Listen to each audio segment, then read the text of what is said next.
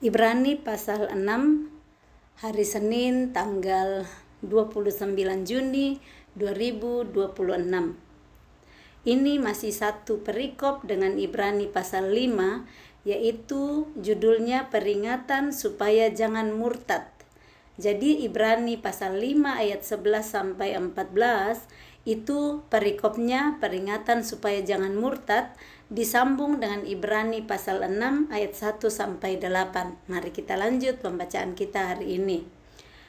Sebab itu, marilah kita tinggalkan asas-asas pertama dari ajaran tentang Kristus dan beralih kepada perkembangannya yang penuh. Janganlah kita meletakkan lagi dasar pertobatan dari perbuatan-perbuatan yang sia-sia dan dasar kepercayaan kepada Allah, yaitu ajaran tentang pelbagai pembaptisan, penumpangan tangan, kebangkitan orang-orang mati dan hukuman kekal. Dan itulah yang akan kita perbuat jika Allah mengizinkannya. Jadi ini diajarkan di kitab Ibrani untuk kita tinggalkan asas-asas pertama dari ajaran tentang Kristus. Nah, banyak asas-asas pengajaran yang sebelumnya disebut di sini tentang asas-asas pertama, pengajaran tentang Kristus yang berbeda dengan Kristus yang kita kenal sebenarnya, yang setelah dia diutus Bapa, dia lahir, dan sesudahnya itu dia dibaptis saat dia umur 30, memulai pekerjaannya, dibawa Roh Kudus ke padang gurun, dicobai 40 hari, kemudian Yesus mulai bekerja, membuat air jadi anggur di Kana, menyembuhkan ibu mertua Petrus, banyak sekali mujizat, menghidupkan orang mati.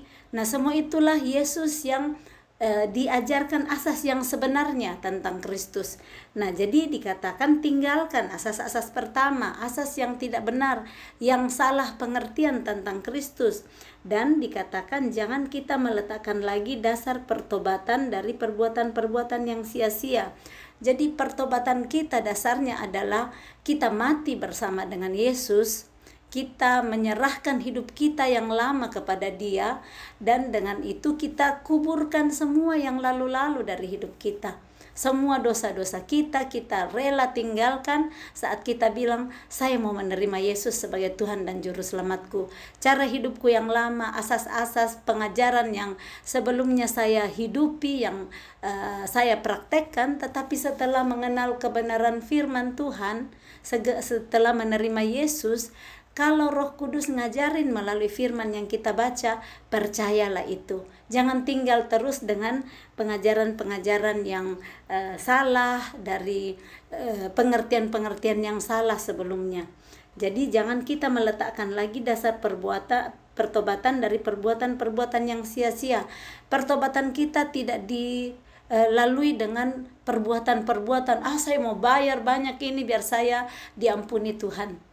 Tuhan mengampuni kita dengan hati yang tulus, mengaku kepada Dia, menyerahkan hidup kita yang lama, kita tenggelam bersama dengan Dia di dalam baptisan, sehingga saat kita keluar dari air baptisan, kita menjadi pribadi yang baru, dengan cara kita mulai melatih diri kita untuk hidup baru seperti Kristus. Kalau sebelumnya kita hidup semau-mau kita, yang mendendam terus, yang kepahitan terus, yang suka menjelek-jelekkan orang, yang suka gosip, yang suka sombong, yang suka iri hati, semuanya mulai dilatih. Karena nggak hilang begitu saja, perlu dilatih dan Roh Kudus yang tuntun kita, memberi kekuatan. Makanya Filipi 4 ayat 13 bilang, segala perkara dapat aku tanggung di dalam Dia yang memberi kekuatan.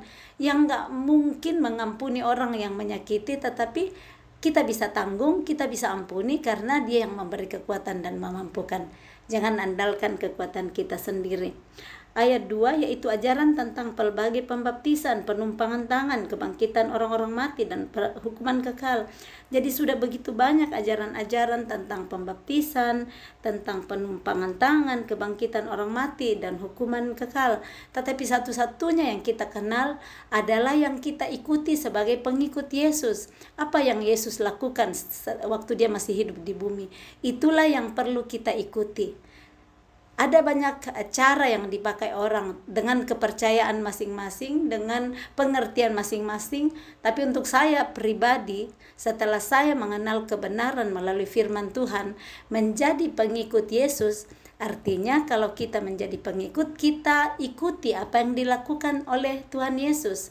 Kita menjadi, namanya orang Kristen itu pengikut Yesus. Artinya mengikuti apa yang Yesus lakukan pada waktu dia di bumi. Nah, kalau kita bikin baru dengan cara kita sendiri, itu kan bukan pengikut Yesus lagi, tetapi bikin semau-mau saya. Jadi yang saya mengerti, Tuhan Yesus seperti ini, pengajaran tentang pembaptisan adalah Tuhan Yesus pergi sendiri ke Danau Yordan. Dia ketemu di sana dengan Yohanes Pembaptis dan dia meminta dirinya untuk dibaptis. Saya bacakan Markus 1 ayat 9 sampai 11. Ini pengajaran tentang baptisan yang dituliskan di dalam Alkitab dan Yesus hidupi. Ayat 9, pada waktu itu datanglah Yesus dari Nazaret, berarti Yesus datang sendiri, tidak digendong papa mamanya. Dia berjalan kaki sendiri di tanah Galilea. Dan ia dibaptis di sungai Yordan oleh Yohanes. Dia datang sendiri kepada Yohanes Pembaptis untuk dibaptiskan.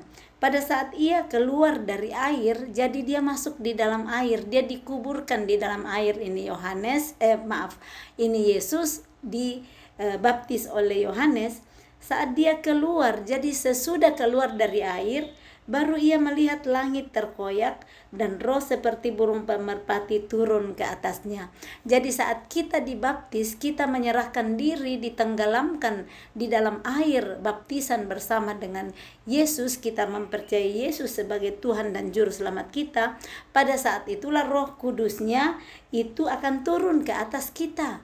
Otomatis turun ke atas kita saat kita menerima Yesus. Dan pada saat itu ayat 11, terdengarlah suara dari sorga, engkaulah anakku yang kukasihi, kepadamulah aku berkenan. Bapa yang berkata, dialah anaknya yang dikasihi, kepada Yesuslah Bapa berkenan. Nah, seperti inilah pengajaran pembaptisan yang setelah saya membaca Alkitab satu pasal semakin mengerti ternyata pengajaran tentang pembaptisan yang Yesus lakukan adalah seperti ini. Dan ini tadi kita baca bahwa janganlah kita meletakkan lagi dasar pertobatan dari perbuatan-perbuatan yang sia-sia dan dasar kepercayaan kepada Allah, yaitu ajaran tentang pelbagai pembaptisan. Artinya pelbagai itu banyak macam, banyak cara. Tetapi yang kita perlu ikuti adalah apa cara yang Yesus praktekkan, apa cara yang Yesus lakukan sebagai pengikut Yesus. Kita perlu mengikuti apa yang Yesus sudah teladankan.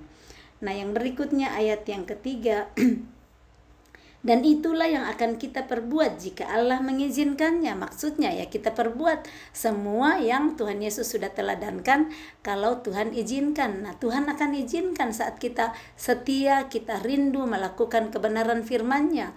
Tetapi bagaimana mau melakukan kebenaran firman kalau tidak pernah baca Alkitab? Kita cuma dengar orang bicara. Nah, orang bilang bisa saja kita tertipu.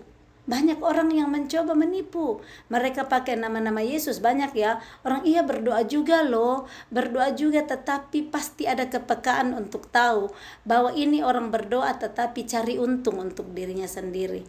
Melayani Yesus tidak ada cari keuntungan. Yesus sendiri yang akan memberikan keuntungan itu kepada kita.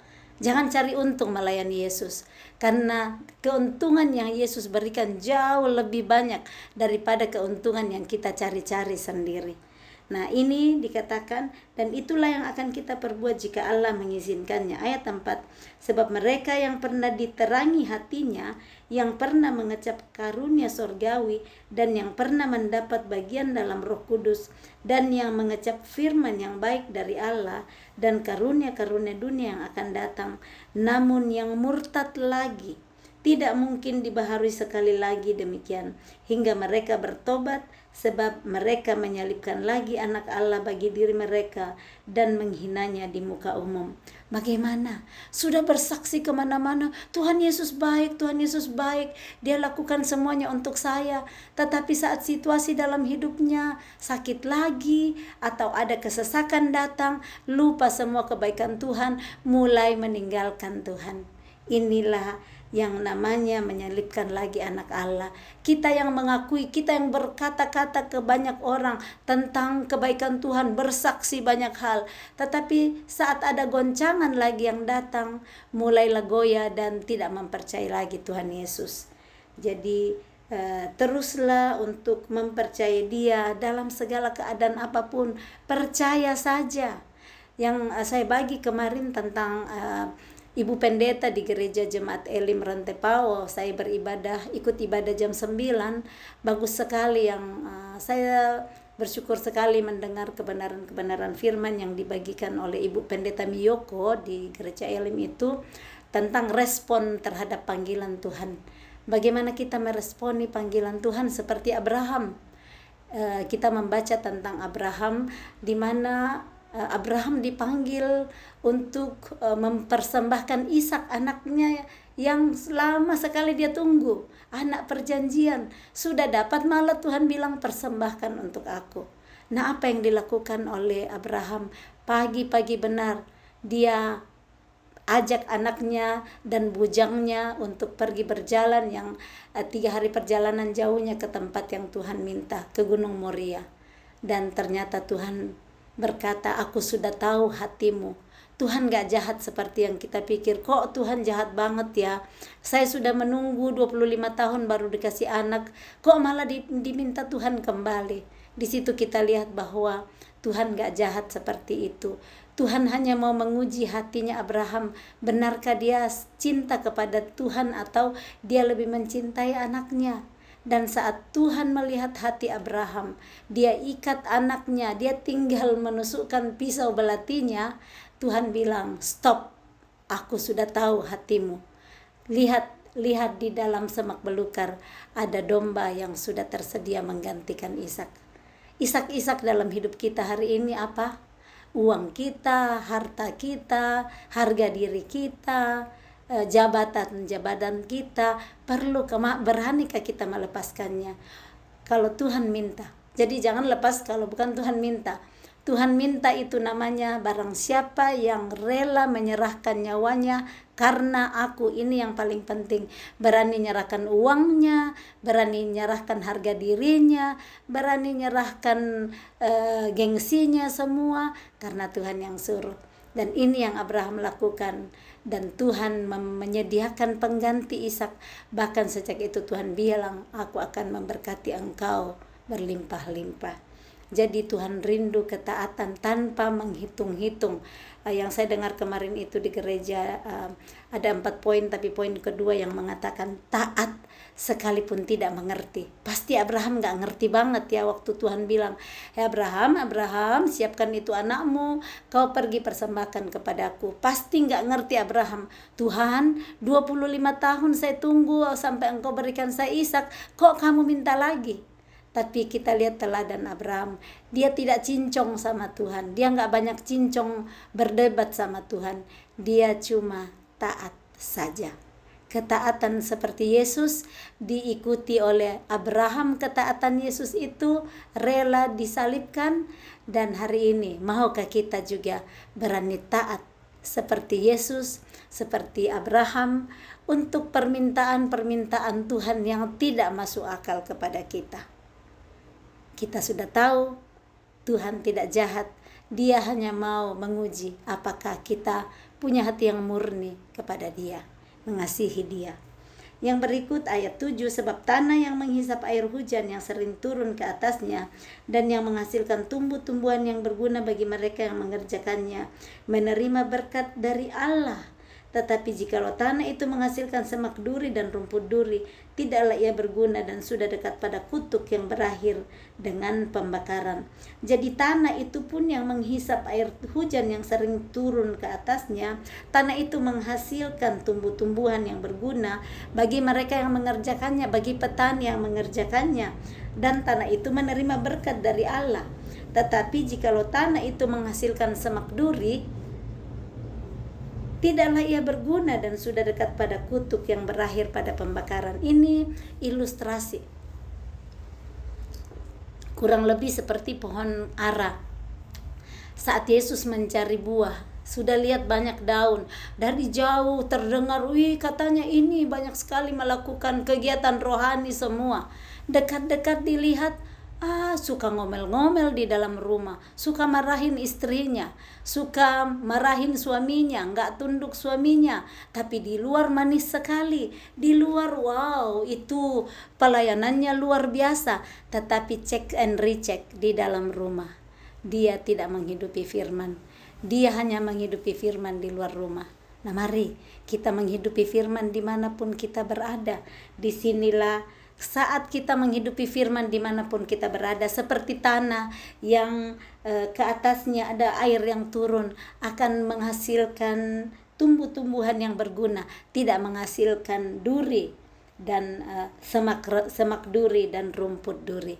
Ternyata saat kita tidak menghidupi firman, yang akan kita hasilkan dalam hidup kita adalah semak duri dan rumput duri yang tidak berguna dan sudah dekat pada kutuk yang berakhir dengan pembakaran. Coba deh lihat, kalau di kebun kita ada semak duri, nggak akan dibiarkan tumbuh jauh-jauh ya, dipotong, dibabat dan dibakar. Tetapi kalau ada buah ara di dalam kebun kita, ada bunga-bunga dalam kebun kita, itu akan kita biarkan tumbuh, disiangi rumputnya supaya tumbuh dengan baik. Nah seperti itu saat hidup kita berbuah, hidup kita dibiarkan Tuhan untuk hidup memuliakan Dia. Tapi kalau kita cuman hidup dengan hati yang keras, hati yang tidak taat, hati yang cemburu, hati yang dengki, nah hati ini yang bisa nantinya hanya menghasilkan semak duri, rumput duri yang nantinya akan berakhir kepada pemotongan dan pembakaran. Yang berikut, berpegang teguh pada pengharapan. Ayat 9.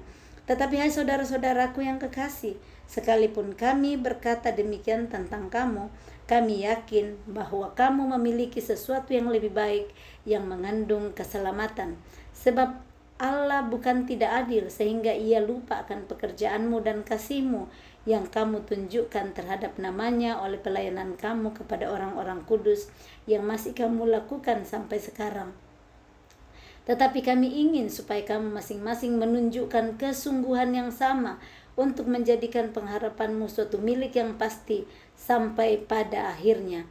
Jadi ini dikatakan oleh penulis yang kita tidak tahu pasti siapa penulis kitab Ibrani ini, bahwa sekalipun kami berkata demikian yang mana itu? Yang di atas ayat 1 sampai ayat 8 tadi. Tetapi dia bilang kami yakin bahwa kamu memiliki sesuatu yang lebih baik yang mengandung keselamatan. Nah di sini sebab Allah bukan tidak adil sehingga Ia lupa akan pekerjaanmu dan kasihmu yang kamu tunjukkan terhadap namanya. Kadang kita sudah lakukan banyak sekali yang Tuhan tuntut dalam hidup.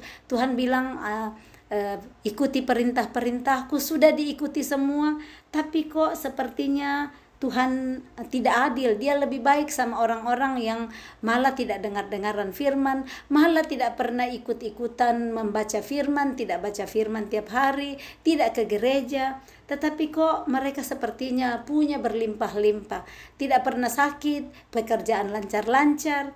Nah ini ada kesempatan kalau ada waktu bisa baca di Mazmur 73 bagaimana orang yang merasa bilang kok yang tidak pernah dekat-dekat sama Tuhan, tidak pernah baca Alkitab, tidak pernah berdoa, malah hidupnya enak. Saya yang rajin baca Alkitab, yang rajin berdoa, maksudnya dia bisa bilang, orang-orang sering berkata begitu, malah hidupku kok ada masalah, tidak gemuk-gemuk seperti yang tidak ke gereja. Nah di sanalah Mazmur 73 menuliskan secara keseluruhan, kalau ada waktu untuk baca bagaimana orang-orang yang cemburu melihat orang-orang yang berhasil dalam hidupnya.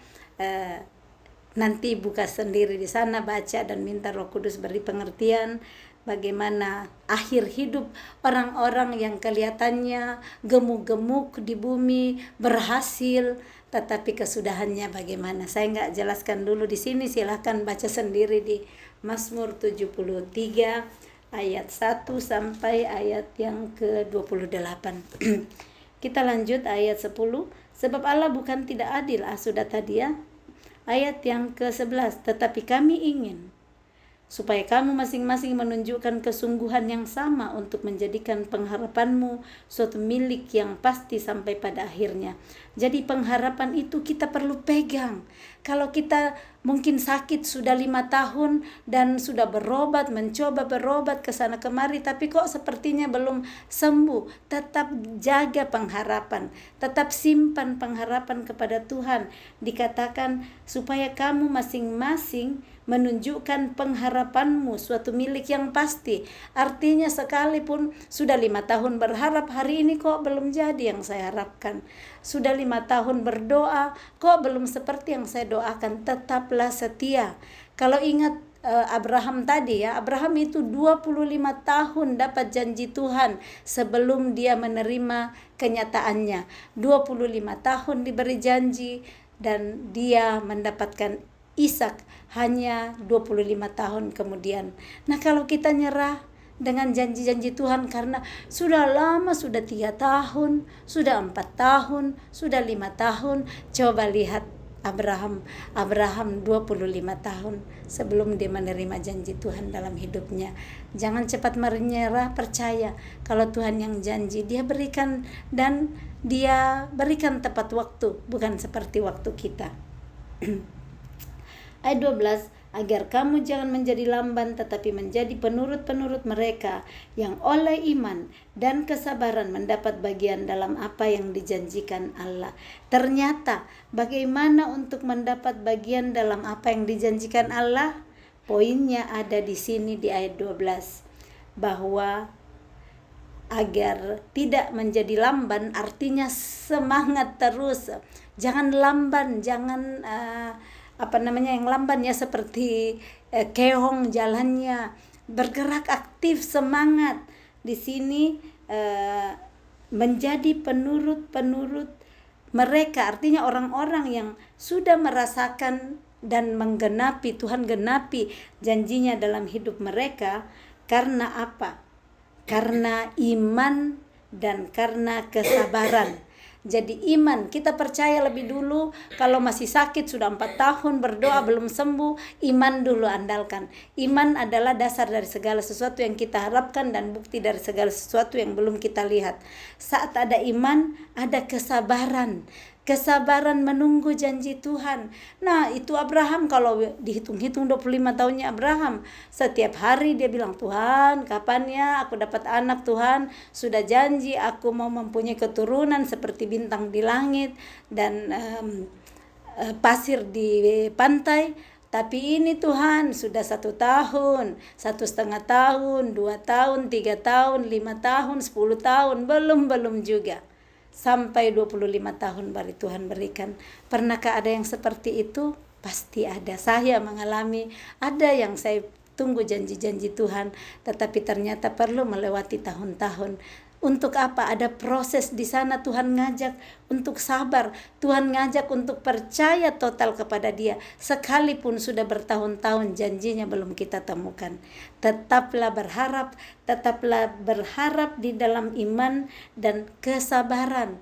Jadi ada 2 poin ini untuk kita bisa mendapat bagian dalam apa yang dijanjikan Allah. Menjaga iman kita dan sabar. Kesabaran menunggu waktu Tuhan, karena banyak orang karena tidak sabarnya menyerah dalam perjuangan imannya. Ada istri-istri yang meminta menggugat suaminya untuk bercerai karena dia merasa sudah 3 tahun berjuang untuk suaminya. Ada suami yang menggugat istrinya karena sudah merasa sudah 5 tahun atau 6 tahun berjuang untuk istrinya. Ada pekerja-pekerja yang resign, minta keluar dari tempat kerja karena merasa merasa sudah 3 tahun berjuang. Banyak sekali yang merasa sudah berjuang banyak sehingga tidak ada kesabaran lagi menunggu janji Tuhan dalam hidupnya. Mari belajar kepada Abraham, di mana dia 25 tahun menunggu sampai Tuhan menggenapi janjinya dalam hidupnya, yaitu memberikan Ishak. Itu adalah kesabaran, mendapat bagian dalam apa yang dijanjikan Allah. Orang yang tidak sabar pasti tidak akan menerima janji Allah, karena dia sudah bergerak seperti yang dia mau dulu sebelum janji Tuhan digenapi dalam hidupnya. Ayat yang ke-13. Sebab ketika Allah memberikan janjinya kepada Abraham, ia bersumpah demi dirinya sendiri, karena tidak ada orang yang lebih tinggi daripadanya. Jadi Tuhan itu saat memberikan janji kepada Abraham, ternyata Tuhan bersumpah.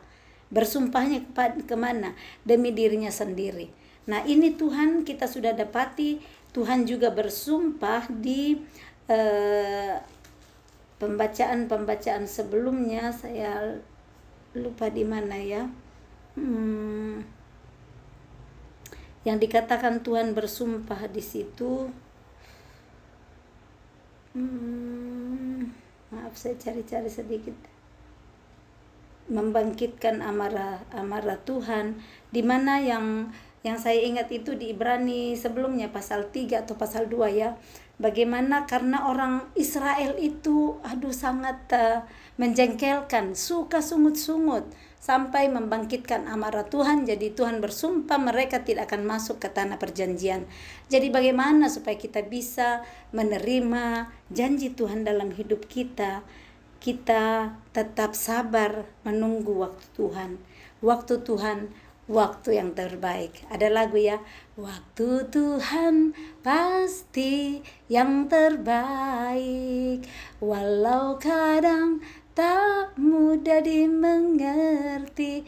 Kenapa tidak mudah dimengerti? Karena kita mau cepat-cepat, tapi Tuhan kasih waktu lebih lama. Kenapa? Karena Tuhan lihat kita masih butuh proses diperbaiki. Kita masih butuh proses untuk dibentuk supaya kita jadi murni dan semakin indah saat kita melewati proses yang Tuhan izinkan terjadi.